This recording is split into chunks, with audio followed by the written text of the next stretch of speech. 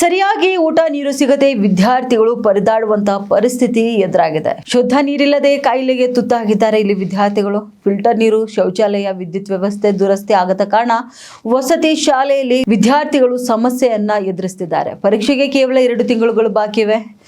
ಹೀಗೆಂದು ತಮ್ಮ ಅಳಲನ್ನ ತೋಡ್ಕೊಂಡಿದ್ದಾರೆ ವಿದ್ಯಾರ್ಥಿಗಳು. ಅನುದಾನ ಇದ್ರೂ ಕೂಡ ಸರಿಯಾದ ಊಟ ಸಿಗ್ತಿಲ್ಲ ಎಂದು ಆರೋಪ ಮಾಡ್ತಿದ್ದಾರೆ. ವಿಜಯನಗರ ಜಿಲ್ಲೆ ಕೊಟ್ಟೂರು ತಾಲೂಕಿನ ಕಂದಗಲ್ಲು ಮೊರಾರ್ಜಿ ದೇಸಾಯಿ ವಸತಿ ಶಾಲೆಯಲ್ಲಿ ವಿದ್ಯಾರ್ಥಿಗಳಿಗೆ ಮೂಲಭೂತ ಸೌಕರ್ಯಗಳ ಕೊರತೆಯಿಂದ ಹಲವಾರು ಸಮಸ್ಯೆಗಳನ್ನ ಎದುರಿಸುತ್ತಿದ್ದಾರೆ. ಸ್ವಚ್ಛ ನೀರಿಲ್ಲದೆ ವಿದ್ಯಾರ್ಥಿಗಳಿಗೆ ಕಜ್ಜಿ ಮತ್ತು ಜ್ವರ, ನೆಗಡಿ ಮುಂತಾದ ಕಾಯಿಲೆಗಳಿಗೂ ಕೂಡ ಅವರು ತುತ್ತಾಗ್ತಿದ್ದಾರೆ.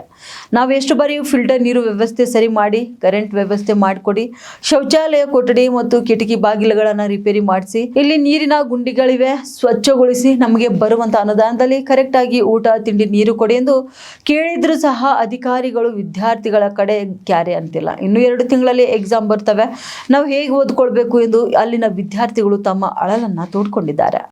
ಗರ್ಲ್ಸ್ ಅಷ್ಟೇ UPS CPS ಈಗ ಅವ್ರಷ್ಟೇ ಓದಾಕತ್ತಾರ ಸರ್. ನಾವು ಯಾರು ಓದಾಕತ್ತಿಲ್ಲ. ಅವ್ರಿಗಷ್ಟೇ UPS ರೆಡಿ ಮಾಡ್ಕೊಟ್ಟಾರ ಸರ್. ನಾವೆಲ್ಲ ಗುಡ್ ಲೈಟಾಗಿ ಓದಾಕತ್ತೀವಿ. ಯಾರಂದ್ರೆ ಇಲ್ಲ ಸರ್, ನಮಗೆ ಲೈಟ್ ಇಲ್ಲ, ಕರೆಂಟ್ ಹೋತಂದ್ರೆ ಸುಮ್ಮನೆ ಎಲ್ಲ ಹಂಗ ಗರ್ಲ್ಸ್ ದೇಶ ಬೆಳೆಸೋರು, ಬಾಯ್ಸ್ ದೇಶ ಹಾಳು ಮಾಡಿದ್ದಂಗಿಲ್ಲ. ಅದು ಸರ್ ಹಾಳು ಮಾಡಕ್ಕೆ ಇಷ್ಟೇ ಇಲ್ಲ ಸರ್. ನಮ್ಮ ಪ್ರಾಬ್ಲಮ್ ಏನೈತೆ, ನಮ್ಗೆ ಏನೇನು ಬರ್ತೋ ಅಷ್ಟೇ ಕೊಡ್ರಿ ಅಂತ ಕೇಳಕತ್ತೀವಿ ಸರ್. ಯಾರ ಹತ್ರ ಎಕ್ಸ್ಟ್ರಾ ಕೇಳಿಲ್ಲ, ಅವ್ರ ಮನೆಗಿಂತ ತಂದು ಹಾಕಂತ ಯಾರು ಕೇಳಿಲ್ಲ ಸರ್. ಇಲ್ಲಿ ಏನೇನು ಬರ್ತತೋ ಭಾರಿ ಪರ್ಸ್ನಲ್ ಆಗಿ ಮಾತಾಡಕತ್ತಾರ ಸರ್. ಅಪ್ಪನ ಮನೆ ತಂದೆಗಿದೆ, ಅದನ್ನ ತಂದೆ ಅವ್ರು ಏನು ಕೊಡ್ತೋ ಅಷ್ಟೇ ಕೊಡ್ರಿ ಅಂತ ಕೇಳಕತ್ತೀವಿ ಸರ್. ನಾವು ಇನ್ನು ಅವ್ರ ಮನೇಲಿ ತಂದು ಹಾಕಂತ ಯಾರು ಹೇಳಿಲ್ಲ ಸರ್.